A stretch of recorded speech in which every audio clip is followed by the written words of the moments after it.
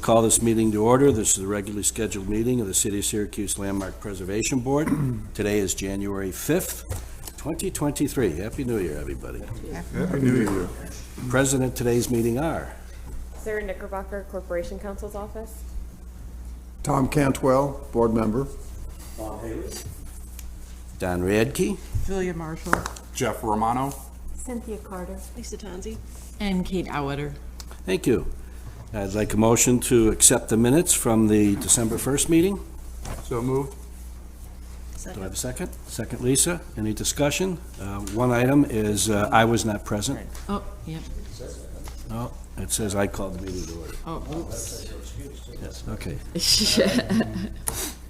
Okay. Any other changes or modifications?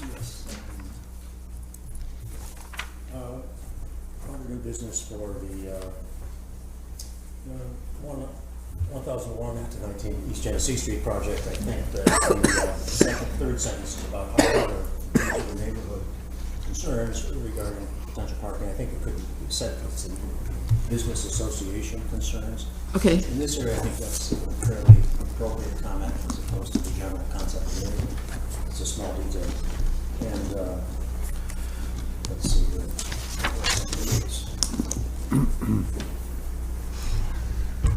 No, that's fine. Thank you. Okay. Anything else? Don? Yes. I just wanted to say quickly, you'll all remember Andrew Bessemer. He always sat here when he was on the board, and he's currently under hospice care. Okay, let me finish the minutes first. Oh, I'm sorry. We didn't finish? No. Oh, anything else? Okay. All in favor of accepting the minutes? Aye. Opposed? Abstained? Motion carries. Thank you. Anyway, I have been visiting him as part of a team, and he is okay, but I would say not doing well. Really? Where is he? He lives on Woodchuck Yeah, Hill. no, I know where he lives, but is he in the hospispital? No, he's home. He's home. And while we're talking about unfortunate things like that, we all know the passing of David Ashley from Ashley McGraw. He passed away. And there's a celebration of life on the 22nd at Maine Memorial. Oh, really? Okay. Okay. Moving on. Old business. There is no old business. New business, 2023 meeting calendar. Kate sent all that out. And Kate, you just want to? Just to let you know that we have at least the first 6 months of the calendar laid out, and the board just needs to approve those dates. Okay, thank you. Okay, moving right on to discussion phase. This is a pre-development discussion, 350 Montgomery Street. It's Tower. Is that applicant here?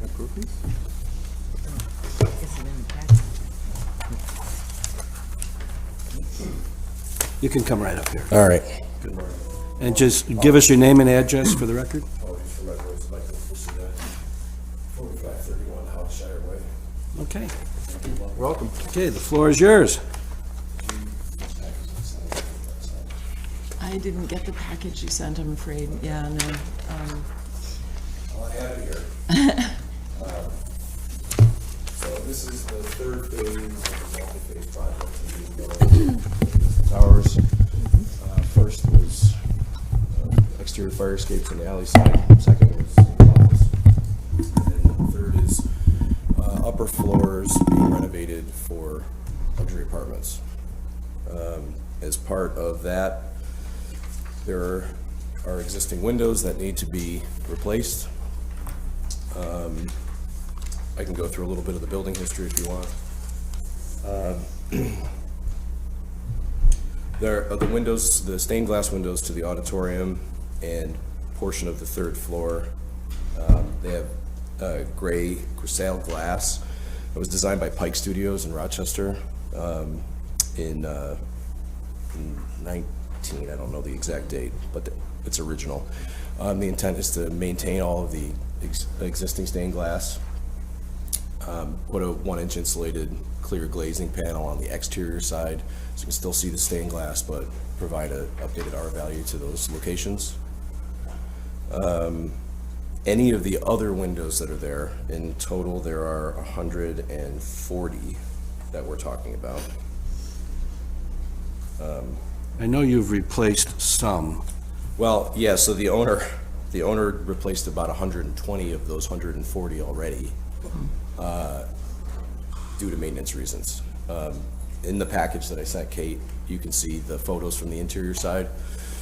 The existing windows were single pane, wood framed, and they were leaking, all the seals were broken, and they were causing a lot of spalling on the interior side of the building. So it was becoming a safety issue for him, so he replaced them. And he did that without coming to us, okay? He did, Who was yes. the owner, please? I'm sorry. Tom Serio? Sorry? Tom Serio. Yes, right, okay. All of the new windows that are there are double hung. Exterior is a dark bronze finish, interior is white, very similar to what was there previously. The mutton patterns match what was there previously. The difference being that all the windows that he did replace are double hungs as opposed to casements. There are still 20 windows that need replacement, Which side of the building? essentially all sides. Yeah, so if you every so often, Yep, in the drawing package that I sent over, Bob, they're all listed with the photos. That's good, I just showing wanted to exactly exactly where one whole section, or if they were intermittent throughout the whole field. Mostly, most of the windows that still need replacement are on the 5th floor and the 3rd floor. And most of the windows that still need replacement are on the non-street side. So really not pertinent to this board, but there are a few that still need replacement. He also has recently replaced this door on the Jefferson Street side, which I shared with Kate. You have a photo of that, correct? Yeah, I shared the photo with us. I don't know if he's intending on replacing anything else at this point, because this is really just for the apartment building. The other thing that I wanted to mention is on the upper floor, where those arched windows are, the lower portion of the arched windows were updated. The upper portion is existing to remain. So he's gonna replace the seals on those, because you can't get a replacement in kind for those. The lower are already replaced? The lower portion of those windows are replaced, yes. And they were replaced with what kind of windows? Vinyl double hungs. Are all 120 that have been installed by the double hung? Yes. That's one comment that we'll make right off the bat. That's not something that we would have approved. I'm sorry, can you state that again? Or about the recommended. 5th floor windows? Are you saying you split the window unit in half? It's already split, so it's, the lower half of it has a sash, and the upper half where the arch is still there, so Is that fixed? that's fixed. Is the lower half is double hung? The lower half is, Okay, and those were originally, I'm sorry about that. Those were originally casement or double hungs? those were casements, And now they're double hungs? yeah. Thank you. Well, that's been a material change. Yes, so I understand, where you're coming from on the Right. materiality.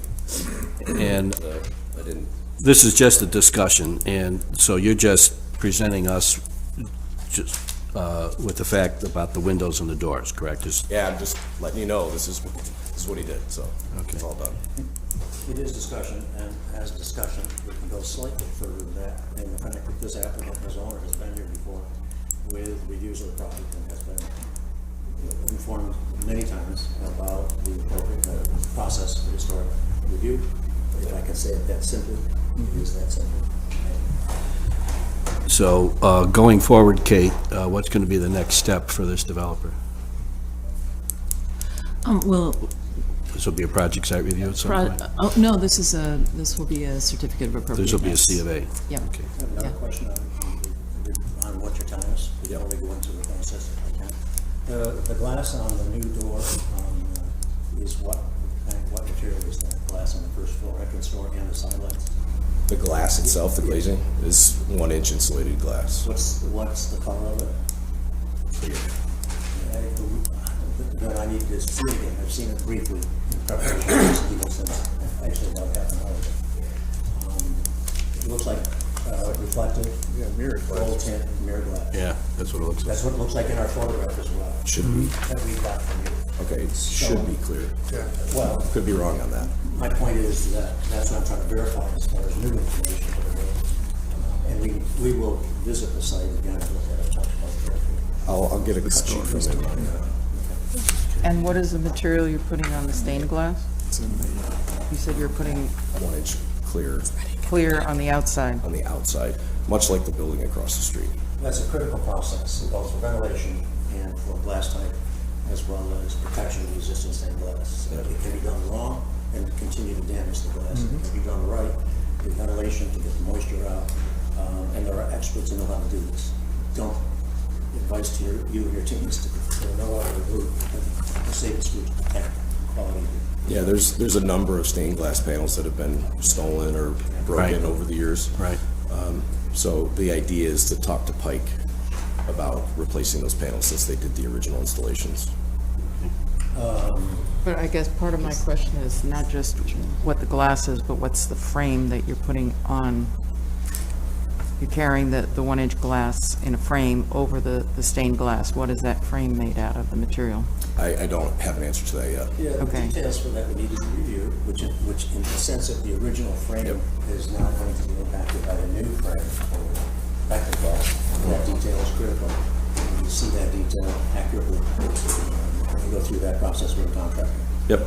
Okay. Do you have a time frame on when you think you're going to get to a certificate of appropriateness? To a C of A application? As soon as possible. Okay.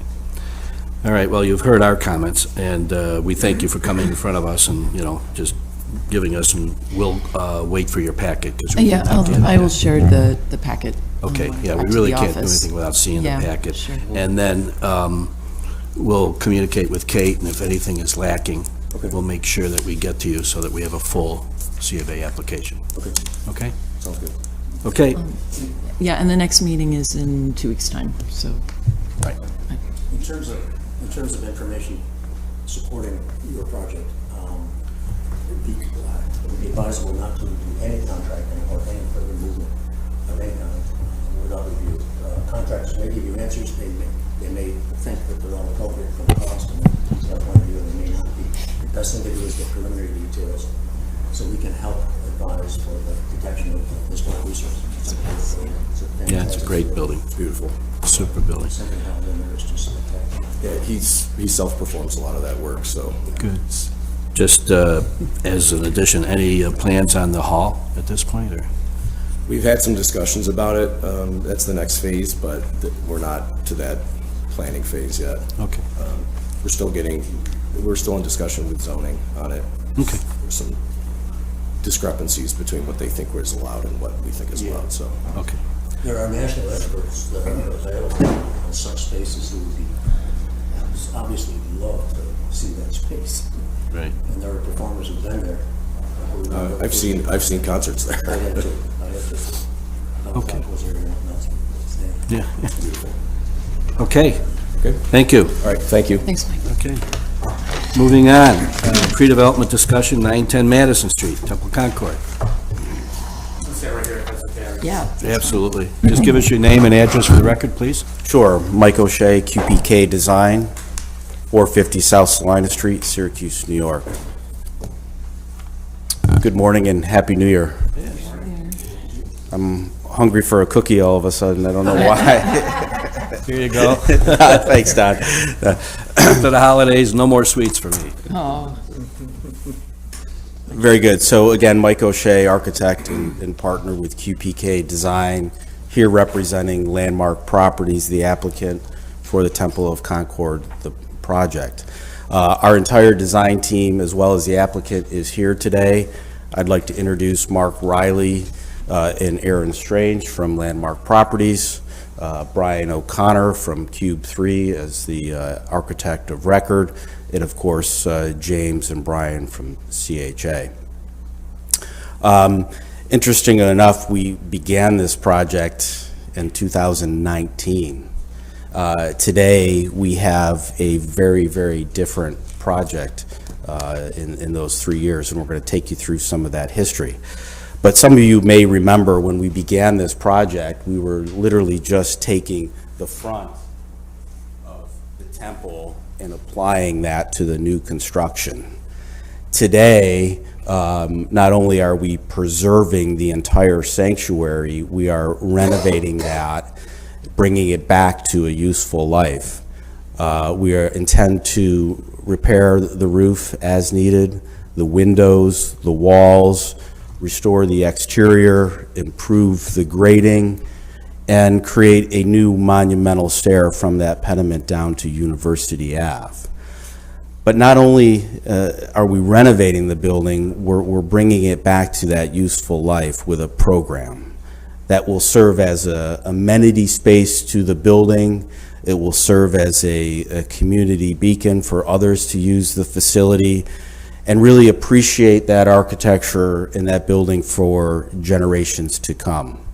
So you'll hear from Brian O'Connor lately in just a few minutes about all the other significant changes to the building and how we've adapted that to the neighborhood context. I guess before I introduce Brian Bouchard to tell you about the progress we've made over those 3 years, I want to say we appreciate the board and this design team working with you on many, many challenging projects in the community. Certainly Ward Wellington recently comes to mind. But our goal today is to really get good feedback from you folks and have constructive dialogue on how we can move this project to completion. So with that, I'll introduce Brian Bouchard, who needs no introduction. Thank you, Mike. So Brian Bouchard with CHA, we're the project engineer. As Mike said, we've spent the better part of 2 years or almost over 2 years procedurally with the city outside of this particular board, although we did start with this board. So I'll just take you through a very brief synopsis of what has transpired, both for the benefit of some new members here that may not have been around a few years ago. So again, this is 910 Madison. It's the former Temple of Concord, now vacant. Currently exists on the corner of University Ave, which you can see with the connective corridor in green to our west, and then Madison Street to our north. So the existing site consists of not only the temple sanctuary, but various additions that were constructed throughout the years after its original construction, and also an existing surface parking lot in the rear of the site. It's about 2 acres in size, and our proposed project does comply with various aspects of the zoning ordinance, including the fact that residential apartments is an allowable use. It also complies with parking and the fact that there's no height restrictions in the district, but it did require certain variances from the Board of Zoning Appeals, which is the process that we've been through, which I'll discuss in just a minute.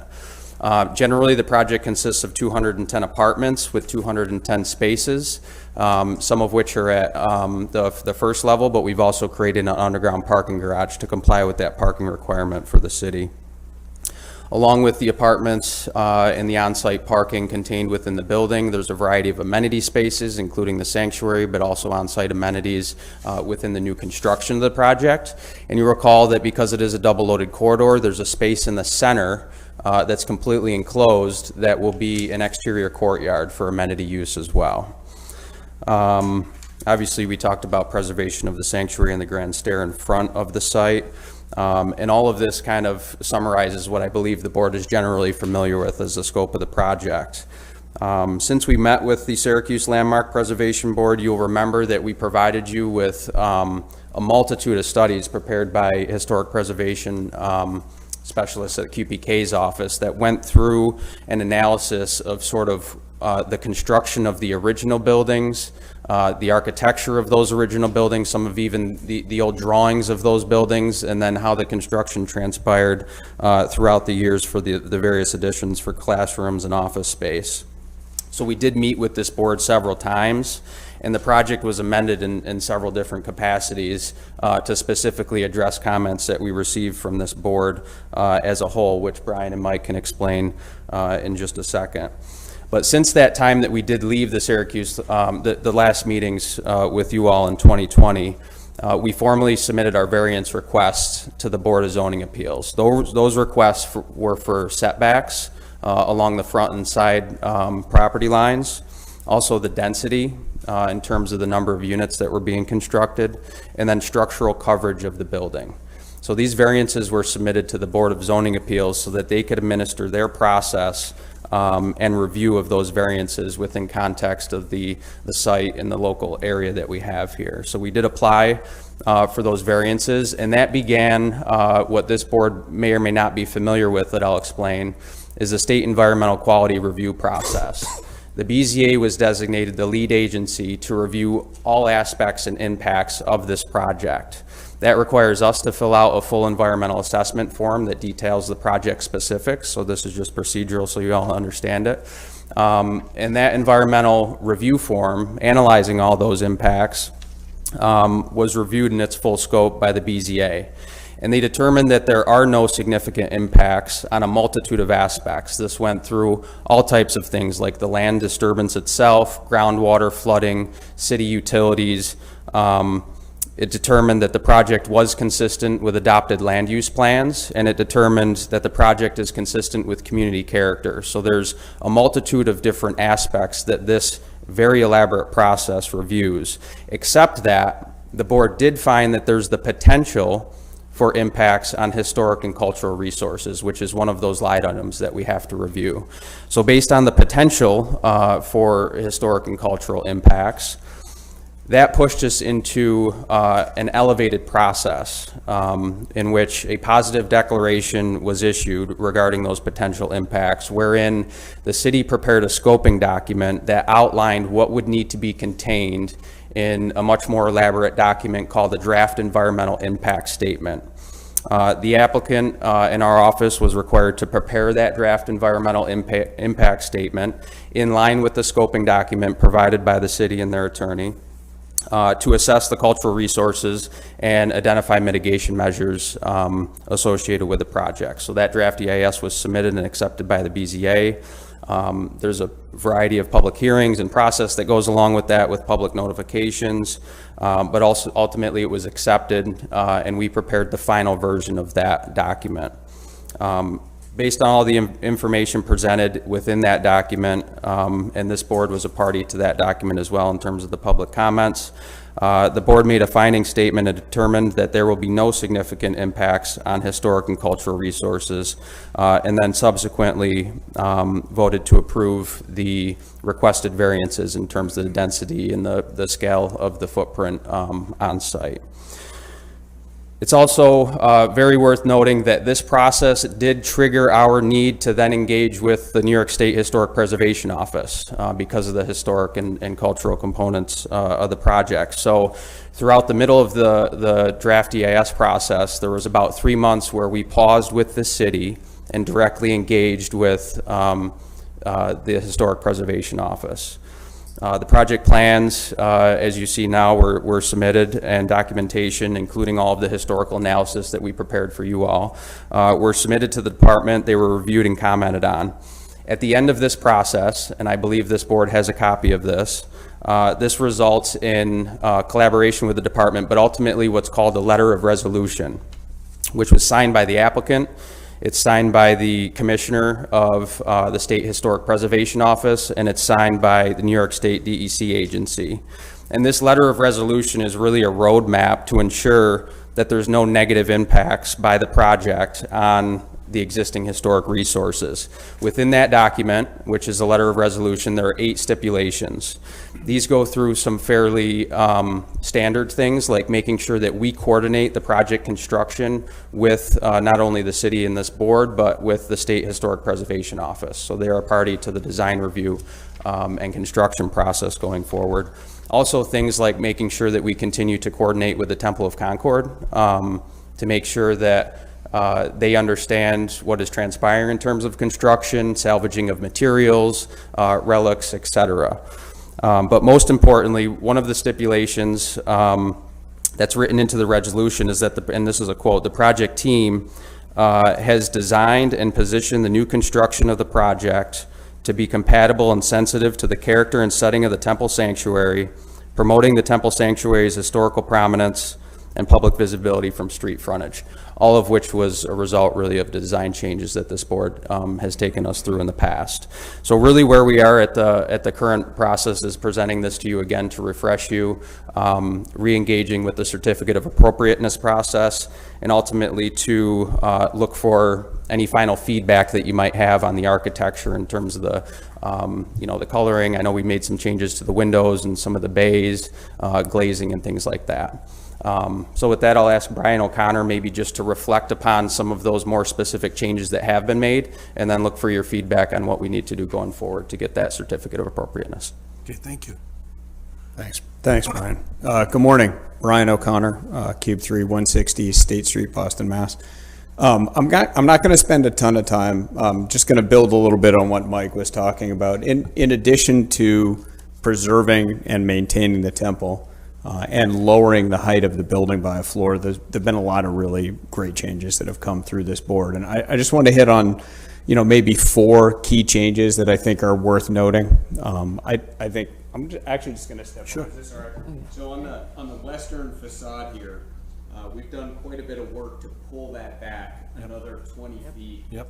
The glazing at the ground floor has been substantially expanded to allow better visibility. The front edge of the building is now basically aligned with the temple.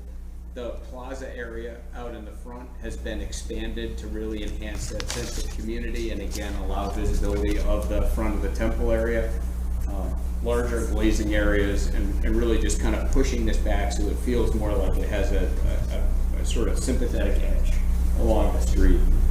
In addition to the pushback here, we've set back the top floor of the building on both the west and the north sides to allow that step back to happen. It's about a 10-foot step back that we've added to this facade. And when it's done, On the north facade. yeah, on the north and the west, right. Now, where's the west side? Yes. That one? Yep. Yeah, that And one. the south building, it's set back on the On the 6th floor, on the north side, yes. Correct. Thank you.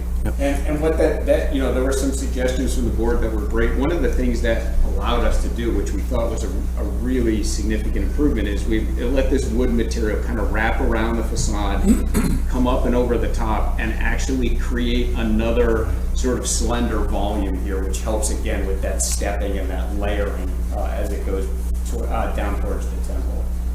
In addition to that, we worked fairly hard, again, at the suggestion of the board, thinking about cornice lines, parapet conditions. We've added bays to the facade all the way around the temple edge. We've added Juliet balconies, and again, a substantial amount of detail has been sort of added into the edge of that. In addition, we also have spent time sort of focusing on Madison, bringing the materiality and the sort of blocks down to a level where they feel like they have a much more, again, sympathetic sort of edge to the datum lines that exist along that street edge. So that's, kind of high level. We've pushed in here, we've peeled back the top, we've developed a lot of detail in the area around the temple immediately and then down Madison as well. I think there's been, a large number of changes that we've been working through with the board. We're frankly excited about where the project is going, and I don't know if Mike has anything else to add to that, but. No, other than, the edge on Madison as well as that west elevation, all those windows and openings and that articulation of those different colors had been done in the proportion of the temple. Mm-hmm. So when you look at Madison Ave and you see those elements that are articulated, they represent the same proportions in massing that we've taken the blues from the sanctuary. Yeah, and actually all of the colors on that entire section of the building, the colors and the tones have also been sort of modified and made a little more subtle and again a little bit more compatible with the temple out in front. Okay. Yeah, I don't know if anyone else on our team has anything. I think that's it. Great, thank you. Very complete. In terms of comment, any comment by the board? I was very impressed with your preparation. This was very easy to follow, the way you presented it this morning. Everything fell into place. I think that some of the main concerns regarding the historic structure, and that's the kind of thing that we are concerned about, is I don't know whether it's a fear of this from the beginning or a hope that it wouldn't happen, that because of the scope of the apartment buildings, that the temple itself would neither be hidden nor dwarfed. That the scope of your project would be, in our opinion, appropriate. And the way you have changed it, you have responded, I think, you have responded to what we told you, that the temple need not be hidden or dwarfed by the project. Yeah, and piggybacking on that a little bit, making the decision, and I'm surprised that you are keeping the temple, that's changed the scale in a very, very big way, in a very positive way. Positive, yes, absolutely. Any other comment by any other board members? What's the process next then? Oh, go. After the comment, what's going to be the process? Oh, Then it'll be it's a, CFA? I'm sorry, it's a certificate of appropriateness. Yep. And the certificate does, is inclusive of the temple Right, alone. right. And do you have a time frame on that, guys? For the C of A? We're prepared to submit as soon as possible. This really came together because our meetings were late in December, so when we met with Kate, it was, do we have an opportunity to at least refresh the board? It's been a long time. We Right. wanted to refresh the board. Our materials are ready to submit, and we'll be prepared for the next meeting for formal approval. All right. And Jeff? I was just gonna, a couple of comments. The scaling is terrific. I'm happy to see the repetition, repeating the scale of the original temple building. Question, and I'm excited to see that you have use proposed for the temple itself, and that you're going to be leveling the floor, so we'll be removing it from an auditorium space to more of a hall space. And I know some of our comments early on were keeping some of the kind of the backstage space of the altar, and I think I see that it's on the second floor plan. Correct. I see that as an amenity space serving that, so kudos to that. I think that's going to actually make the building far more vibrant. And on the backside towards the Sherbrooke, on the east side of the building, what is that setback in that space? The aerial looking down Madison Street,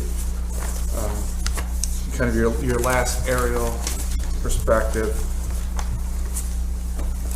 I know also the Sherbrooke on Walnut and Madison was under our purview to, of impact, so if you could Building just. setback to the property line? Yeah. So this, and we can give you a copy of the site plan. So this is the site plan. It goes through the. Yeah, please include everything in your C of A. Yeah. Sure, we will.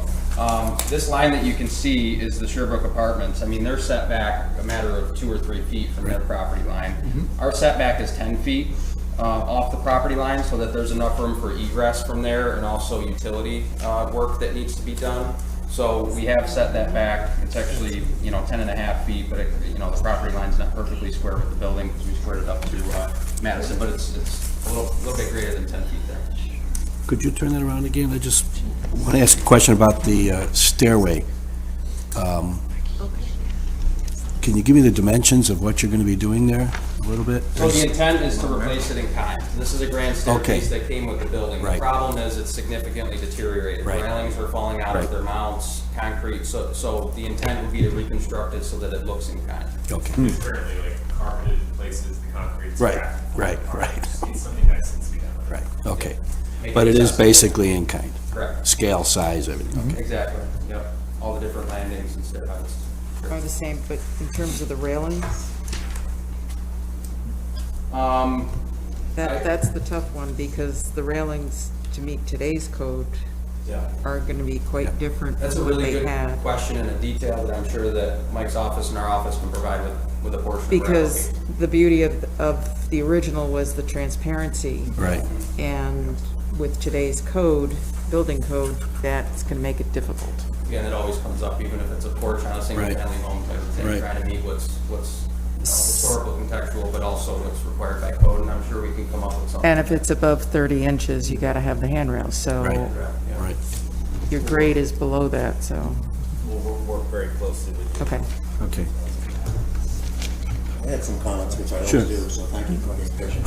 First of all, I think it's a fantastic presentation, and your project has advanced to probably every point we've mentioned throughout this process. And Right. It's much more successful now than it has ever been. In terms of scale, articulation, materiality, the temple being placed now between two different colored backdrop buildings is a significant step forward as opposed to one color. In other words, it separates the buildings into more single elements, and it helps address the whole scale issue. So again, I see a lot of skill in how this has been developed. As usual, I have a however at the end of the sentence. But, and I say this to support your project, which I always emphasize. I think it's very, very successful. What, could you tell me one thing? What is the material that you say is a cedar? In other words, on the south building, it's a cedar color. Is that the color? What is the material? Metal pan. It's a metal pan, and the color is cedar, which means a wood-like look. There's a Thank you. list. Yeah. Does it have a texture? I didn't see the material in my packet. I see the elevations, but. Beyond the elevation. Yeah, no, I see all the elevations, and I've read all of it. My point was, I didn't know, was it trying to imitate It's a cedar? Or is Nichi-Haha it? metal. Pardon me? It's a Nichi-Haha metal. I know what, I read it all. Thank you. Yeah. It actually does not have a texture to it, but what it does is it has a color tone that's built into it, so it does have variety and it will have visual texture. No, thank you. I know the material. I wanted to make sure that it was not, because it's cedar, that was simply the color as opposed to a texture of any kind. So that's successful. I've noticed a very few small detail changes in the plans for the 5th and 6th floor from the renderings, and that is on the northeast corner, top 2 floors. The renderings show that set back slightly from what the plans show.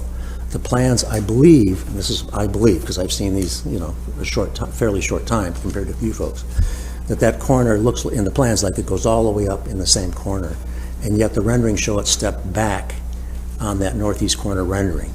The success of the scale setback that you've achieved behind the temple is terrific, to drop that entire back, and you did that with about 10 feet, or a good dimension. That has been enormously successful, and there had been talk earlier about doing the same thing on the Madison Street top 2 floors, even if it was 1 foot, in other words, not a large number. And I realize that you have to check, obviously, all of your interior room dimensions. There is an opportunity to continue that scale articulation, which is subtle, but efficient to your entire project, by possibly, and this is just a suggestion, pulling back that top 2 floors less than a foot or thereabouts on the east facade for the north corner unit only. What that means is you will achieve what the renderings are showing, which is a step back. If you look at the front rendering, this is the rendering. If everyone looks at the upper left, the back corner, yeah, that back corner, way back in that corner, you see the setback, way back in the trees, right there. There you go. That setback going up 2 floors, right there, right, is achievable in your project if you pull back the east facade enough, and that may work in your plan. And I'm not telling you what to do with the plans. I'm telling you how to continue the success of your efforts. So that's a possibility. This may be representing that cornicing.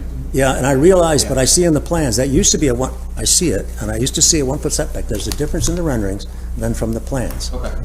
And at one time, there was a 1 foot cap on those 4-story buildings, and I don't see that reflected in the plans. Yes, and Julia's showing the other corner, which is the east facade on the top 2 floors.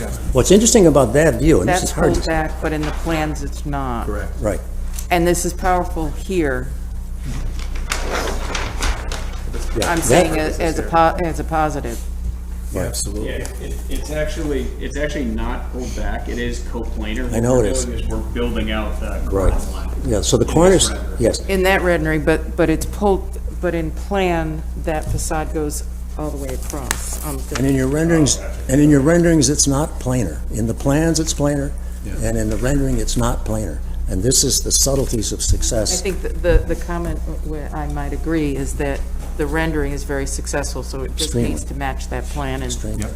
Now, again, I say that to support your project in ways that I believe it could be achieved, knowing your plans and your interior plans.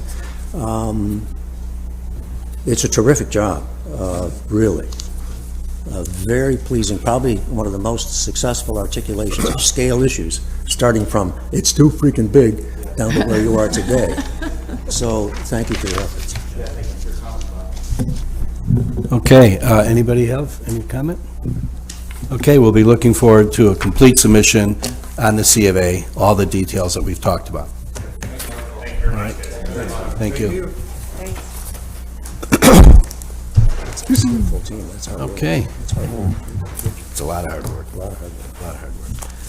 Okay, last thing I think we already talked about was the 6-month schedule that we have here, and we'll wait for the results of rezone before we schedule anything else, because that would, according to, Yeah. once the rezone is passed, it'll change the meeting schedule. Oh, So, yeah. So I just wanted to give just because we had that schedule included in the packet, I just wanted to let you know that the new ordinance and the map are currently under final revisions, and based on the comments received from the seeker process. And the revised document and map will be presented to the Planning Commission as well as the Common Council at the end of this month. Okay, great. And also will be released to the public. And so at that time, there'll be, opportunity for more conversation. Same thing with the administrative manual, which is basically a user's manual, if you will. Translating the ordinance for the people who are actually going to be using it, the how-tos. Right. We're working on that as well, and I guess basically my comment at this point is more to come. Right. But things are good. definitely moving forward, Good. and it's exciting. Okay, good. Thank you. Change for us will be, we'll be meeting every 3 weeks. That's what's going to be, that's what will, is what is proposed at this point, yep.